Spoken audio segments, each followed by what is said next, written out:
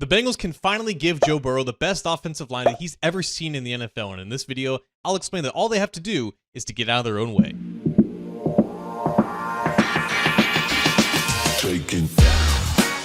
Hi again, Bengals fans. John Sheeran of A to Z Sports Cincinnati, and dare I say it, but this Bengals offensive line may be the best offensive line that we've seen since 2015, 2016. It's been a long time, folks, but I feel somewhat confident saying that because finally, Dalton Risner is a Cincinnati Bengal. Risner first visited the Bengals back on August 19th. There apparently had been contract negotiations going on long before that, but the two sides left that day without a deal. Risner was surveying his other options, and the Bengals had an offer on the table for him. But as it turns out, Risner's market was basically non-existent everywhere else, and the Bengals simply became the clear choice for his next team. And this is great news, so obviously I want to start with the positives here. It's not going to cost the Bengals a lot to roster Dalton Risner for this year, but if he does start, then this is the best Bengals offensive line that Joe Burrow has ever seen. Risner is not one of the best guards in the NFL, he's far from it, but he's also far from being the worst. The definition of Risner's game is just steady and consistent production as a pass protector. He's blocked for offenses where the offensive lines are stressed with a lot of true pass set situations, and that's exactly what he's going to be entering in Cincinnati. He did have an injury last year that forced him to miss half the season, but other than that, he's been largely durable for the majority of his career. His resume as a former second-round pick who has started for multiple seasons is significantly stronger than any other resume that was in line to start for the Bengals at guard this year. Lucas Patrick, Cody Ford, Jalen Rivers,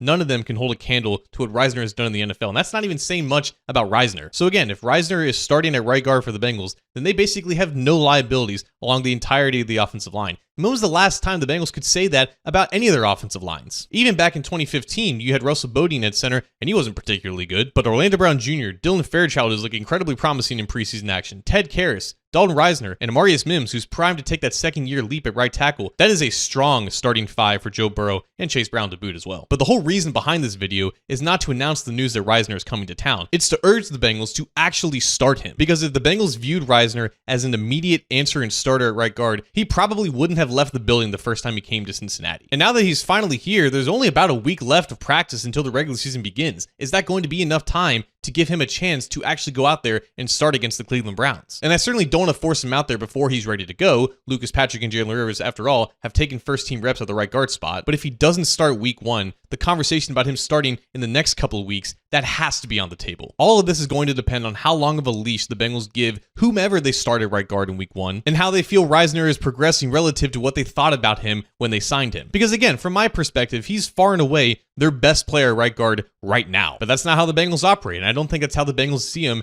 as of this moment. And perhaps the most promising nugget of information here is the fact that head coach Zach Taylor wasn't ready to proclaim anyone as the starting right guard for week one. Combine that with the heavy messaging that they were looking for external options to fill out the offensive line room, it does seem like Risner, at the very least, is going to get a good look to start sometime early in the season. So on one hand, hats off to the Bengals for finally reinforcing their biggest need of the offseason and giving them a stable option to make sure that this offensive line is as good as it can be. But on the other hand, if Risner is here and he doesn't start, he doesn't really make the offensive line that much better.